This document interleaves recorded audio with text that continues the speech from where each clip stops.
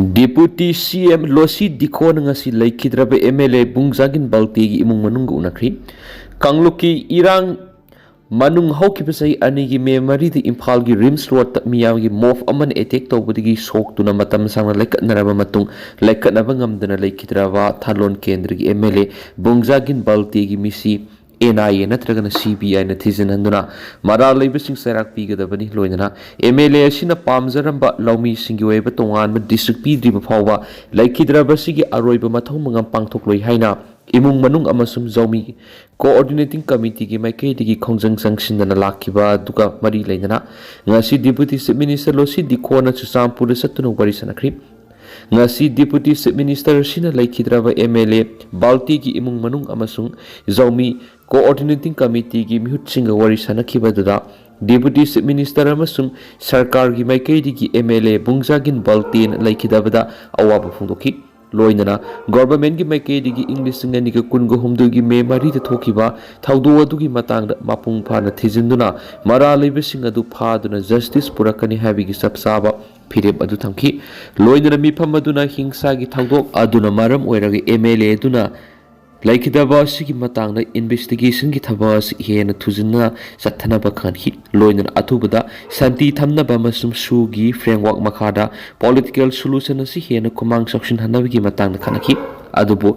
wapam aduda deputy chief minister gi maikaidi gi haujuk phawbagi oina sarkar sigi full cabinet laitabana major policy sing khanabada matam changani haina phongdokhi adumapu deputy chief minister Losi Dikho gi maikaidi gi miyamna pukhalakhiba issue sing adu mamutta na tabaga loinana hairiba wapam sing aduga mari leinana makhata ba thabak sing lokhonaba government gi sanaba level pukhatuna khanagani government gi maikaidi gi MLA Bungjagin Balti laikhidaba case ki matangna justice purakna ba honagani haina thajaba pikhi loinana thajaba piriba sing adu gi matangda online gi kuthangda written commitment pipa yauna makhata na wari sanaba haina suyana khiyari wari sanakhi badugo mari lena zomi coordinating committee gi maikaidi gi makhata na phungdok libana sarkar gi maikaidi gi ngasi yanakhi basing adu gi matangda written communication amasum visible progress sing adu uraba khaktada haujuk sa thariba protest asigi matana kari tawgadagi hebadu khanagane ki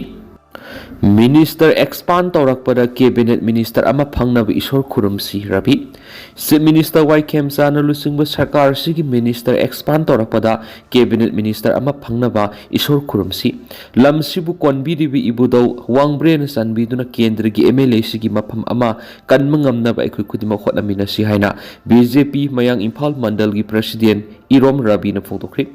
ngasi mayang Imphal kendra gi manungsanba sabung company awang lekai da nauna saba youth sport welfare association gi building ama mayang Imphal kendra gi MLA Kongkham Robindro na sangadu na miyam na kusina bigi thoramda Irom Rabi na wapam asi phungdokhibani mangna makhata na haikibada MLA ke Robindro na miyam na thajaba thamduna lakli loinana MLA na su maike sigi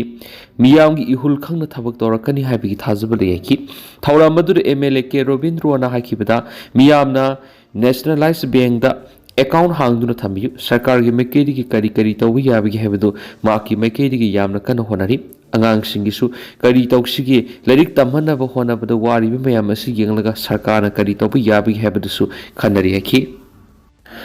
Iran gi naval warship mapan thuwaikre Iranian Revolutionary Guard Corps gi headquarter yauna military installation kya sauna mang takli US amasum Israel na Iran gi mathar satharakpa air strike hena kansin kibaga loinana Iran gi naval warship mapan thuwaikre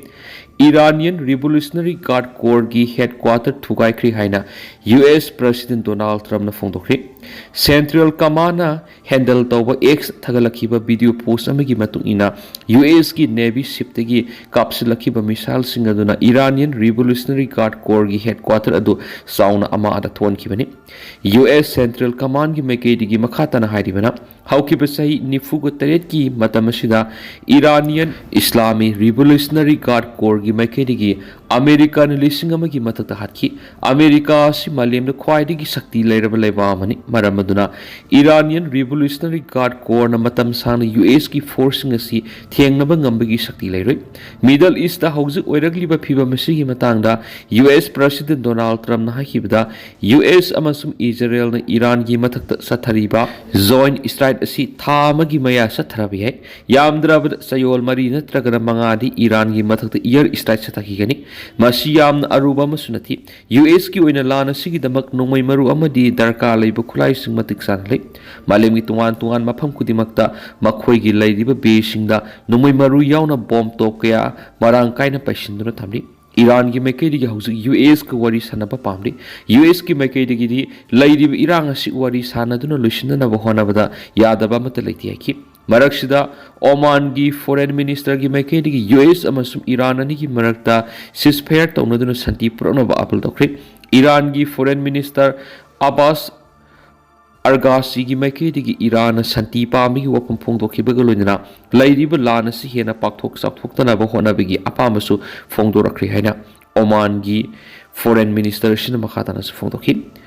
Iranians Revolutionary Guard Corps gi maikei gi di lebas gi Supreme Commander hatkibagi mayok sabsana Israel amasum America ga lanthengna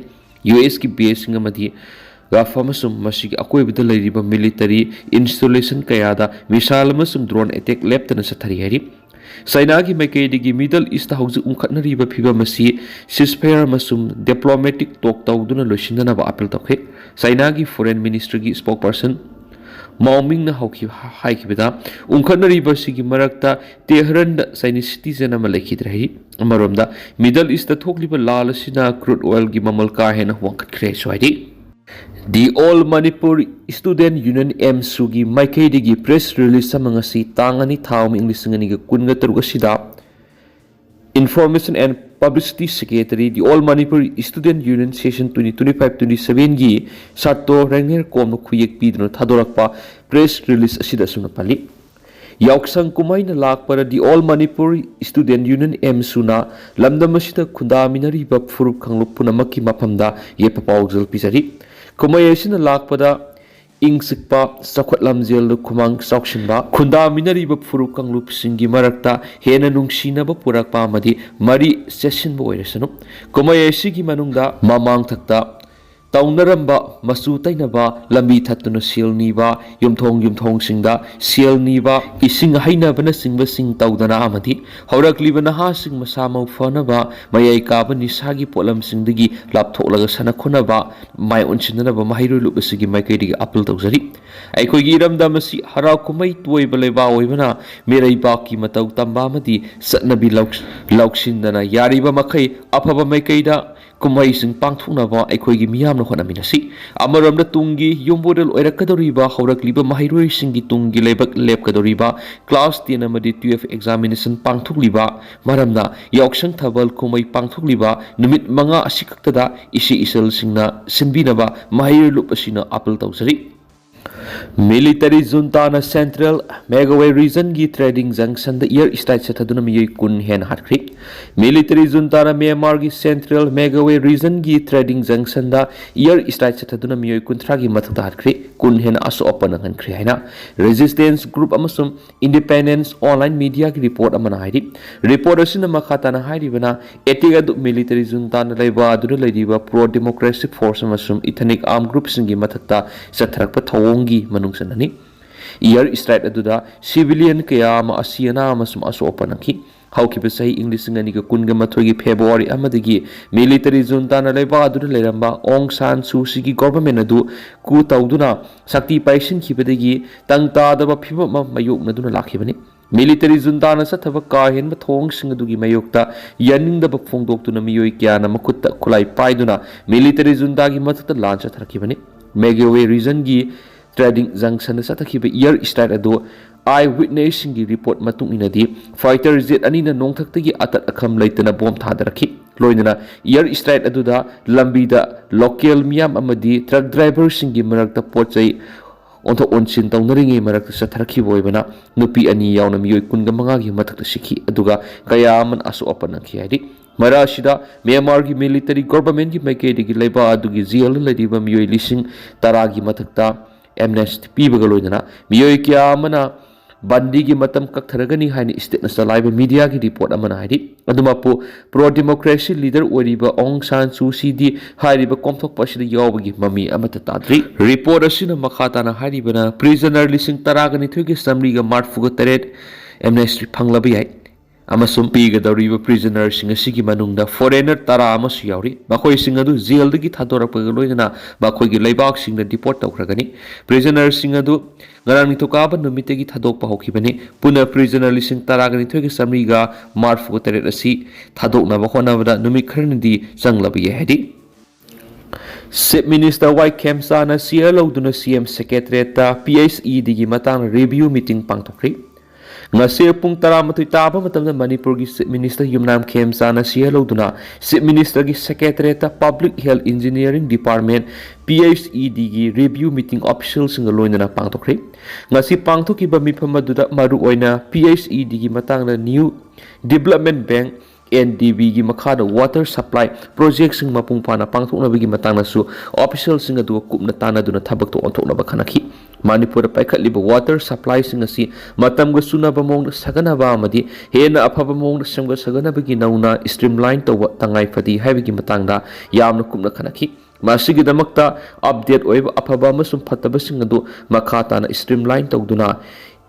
implementation tawnabigi matangna kupna tanaki water supply 60 masi ningthina preserve tawbaga loinana miyamna afaba ising adu mapung phana pithakpa ngamnanabigi thorang sing paikhatnaba madi lenaba department singi miyoi singda poktak pikhi hariba water supply scheme asi matamga sunaba mongda distribution network asi ningthina lehenduna sabsana kanaba adu phanganabigi wafam khanaki thorang asigi manungsanna urban semi urban amadi rural area singdasu mapung phana miyamda afaba ising phanganabigi matangnasu kumna khana nainaki lainga asina thamliba commitment asi sabsana miyamda yahunduna manglomna sangsinba amadi miyamgi yaifanaba thorangda mapung phana kanaba phanganba oinabagi dama infrastructure singasi mapung phana semgatuna thamnabagi matangna CM gi maike digi PHE digi official sing appeal tawki bigi punsi si masamo phana thamba haibis afaba ising thakpa tangai phadi haksang phatrabadi samas asi tin changma samasam oigadoribani punama asi yenglaga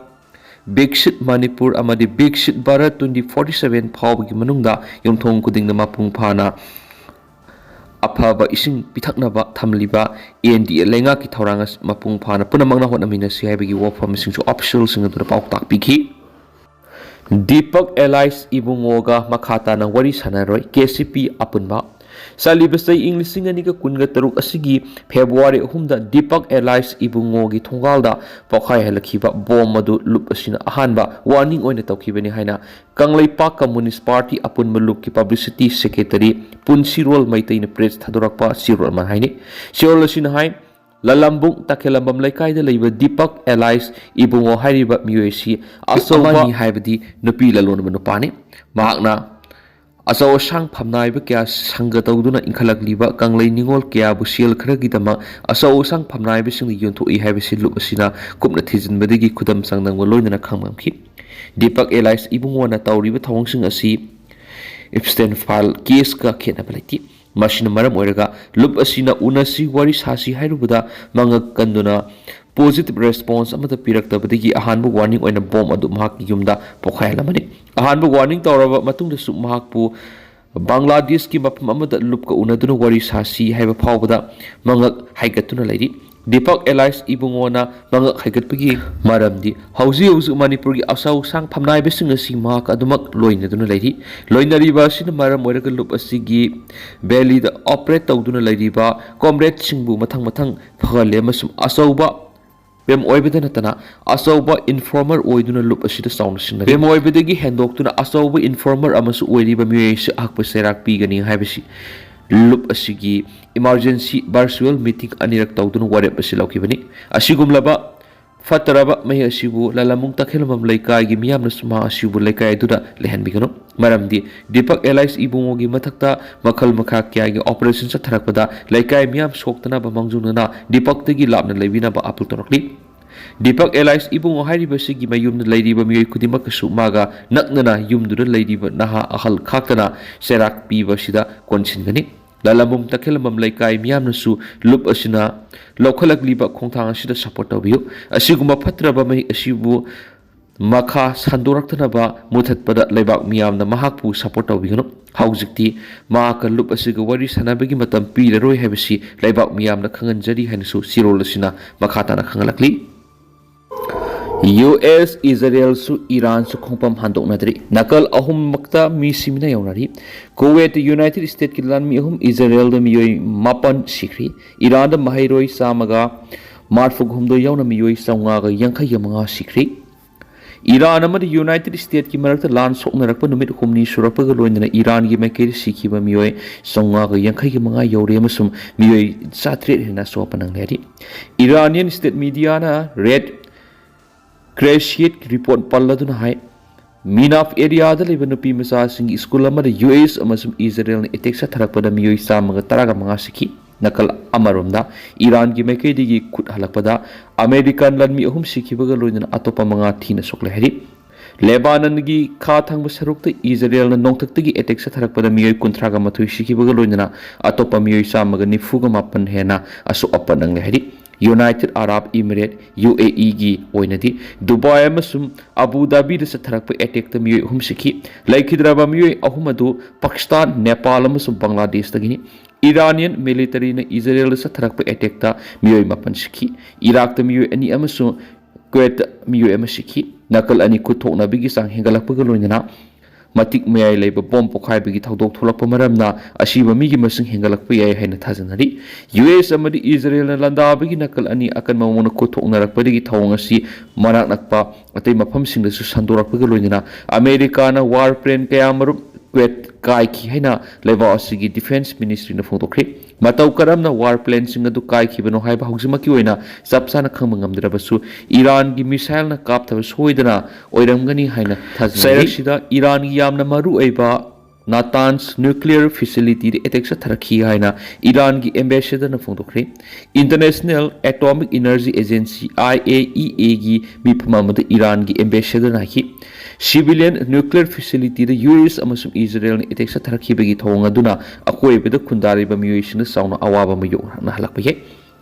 nakalani gi lan nongmono gi kansilakpana civilian nuclear power station da phawa attack sa tharaklabani na Middle East ki tuan city sing da khundari ba miyoi punama khongdorak gi tangai phadaba phibam lakpi ye haina IAEA gi Director General Rafael Grossi na phongtokhi Seraksida US President Donald Trump na wari sanaduna yasinaba puraknaba yuwapam pukhalakpada Iran yakhidri Iranian National Security Council gi Secretary Ali Larijani na haki hauzik oiriba phibam asida Iran Washington gi wari sanabagi phirep lawbalati ABC gi reporter amana hangkiba wahangi pakumda mangna hai mawangna kyarag hana wari sanaduna yasinaba purakraba matungna amuhana attack sa tharakpagi thawdok kya laikiba maramna handaki matang asida Iran phibam amatada United States ki wari sanabagi phirep lawroi amaromda Pakistan gi thangbam city Karachi da leba US consulate manakta masing yamlaba protesters sing lakshinana ba security force no mai kapada miyoi tarasiri Iran gi Supreme Leader Ayatollah Ali Khamenei bu February 19 da Israel amasum US na nongthakta gi attack sa duna hatkibagi mayokta protest torakhiba miya tankhaina ba hona bada miyoi tara shikhibani thawdu du asokpa sing manak na ko hospital pukhatuna lekanari sola ba sing adu gi manungna police personnel mari yauri haina Karachi Senior Superintendent of Police Asad Reis na phongdokhe na su pau stapali Seraksida US ki F-15 ama Kuwait ki nongthakta kairaga tasilakre adumaina ma pilot aduri hinghaure hari Kotuna Hayeng Kangpokpi district total shutdown tawgani laothokhre kumja inglising ani ga kungo humdugi me humdigi tholakhiba kanglukki hana sunabada laikhidrabasingi maphamda ikai kumna bu utpoina Kangpokpi district ta Hayeng total shutdown tawgani haina Committee on Tribal Unity Kotuna laothokhre Kotuna civil society organization singa khusamnaduna phaijangi Martyr Cemetery Thauramama Pangthokpaga loinana separate administration gi ihauda thawai thakrabasingi maphamda ikai kumna bu utkadauri numid asida lenga ki loisang bank private institution punama thonglon gadabani makhalamata gi thoram pangthokpa yaroi tangai fada ba thu kai gi thabak thoram sing satpanatana gari amat sian bi yaroi ꯑꯌꯨꯛ ꯄꯨꯡ 6 ꯅꯨꯃꯤꯗꯥꯡ ꯄꯨꯡ 6 ꯐꯥꯎꯕ ꯆꯠꯊꯒꯗꯧꯔꯤꯕ total shutdown ꯑꯁꯤ district ꯑꯁꯤꯗ ꯂꯩꯔꯤꯕ ꯃꯤꯄꯨꯝ ꯈꯨꯗꯤꯡꯃꯛꯅ ꯃꯄꯨꯡ ꯐꯥꯅꯕ ꯍꯣꯠꯅꯕꯗ ꯃꯔꯨꯑꯣꯏꯕ ꯊꯧꯗꯥꯡ ꯂꯧꯕꯤꯌꯨ ꯍꯥꯏꯅ ꯀꯣꯔꯠ 2ꯒꯤ ꯁꯤꯔꯣꯜ ꯑꯃꯅꯁꯨ ꯐꯣꯡꯗꯣꯔꯛꯂꯤ꯫